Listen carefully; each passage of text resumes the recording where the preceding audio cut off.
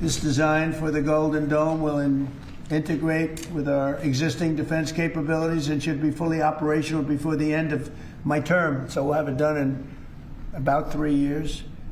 Once fully constructed, the Golden Dome will be capable of intercepting missiles even if they are launched from other sides of the world and even if they are launched from space. A major national security announcement. President Trump and Defense Secretary Pete Hegseth pushing a $175 billion three-year plan for the Golden Dome. They call it a game changer in protecting the U.S. homeland from attacks on Earth and outer space. Larry Kudlow, I come to you with this first. And I'll just mention, I know you're going to talk about Reagan. They made fun of Reagan's dome plan. They called it Star Wars. What do we say now? Yeah, they did, Star Wars, and they called it Reaganomics, too, which is terrific. You know, good for Trump. I mean, that's 100% good for Trump. He's been talking about this. This was an upgrade. It's whatever the price tag is, $175 billion. Who cares? It's very important national security.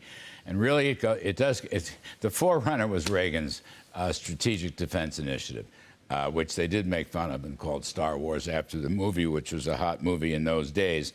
But, you know, Reagan had the last word on that one because he went to Reykjavik, actually 85 and 86. He negotiated with Gorbachev, and they wanted to reduce nuclear weapons, right? I mean, Reagan believed in zero nuclear weapons, which is what President Trump also believes in, zero nuclear weapons, if such a thing were possible. But Gorbachev said, we won't talk to you unless you stop SDI, which, by the way, hadn't hardly started yet. It was really just on the drawing board. Yeah. But Reagan, you know, made it into the next big thing. And Reagan walked out of the first negotiation because he would not give it up. And he told Gorbachev bluntly, he said, no, he said, we can produce SDI because our economy is so strong. You cannot produce SDI because your economy is cratering into the abyss. And year and a half, 2 years later, Gorbachev started to negotiate with Reagan. They signed some medium-term nuclear weapon. But the real point was Reagan had already stopped them from the oil and gas pipeline going into Europe, right, and other things. And, of course, Soviet communism imploded. Godless Soviet communism imploded. The Berlin Wall came down, and it's all history. Now, Mr. Trump is carrying on that fabulous tradition. Let's protect America. This is a much grander vision than the original SDI. We have much better technology nowadays. Including the Space Force. People laughed at Trump for starting the Space Force in his first term, but it turns out it's going to be very useful. And he and Hegseth and this general, whose name I can't remember, anyway, they're going to go at it. And I think it's fabulous. I think it's just Look, the troublemakers, right?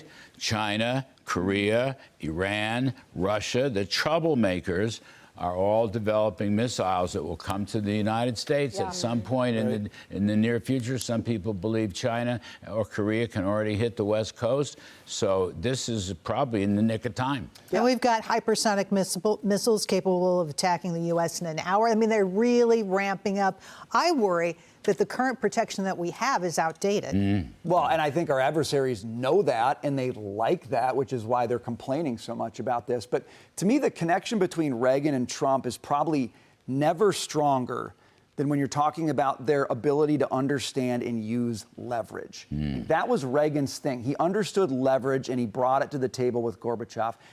Trump is doing the same thing here because he understands the two biggest levers are our economy, that can give us the best military in the world. And that's what he's basically saying to our adversaries.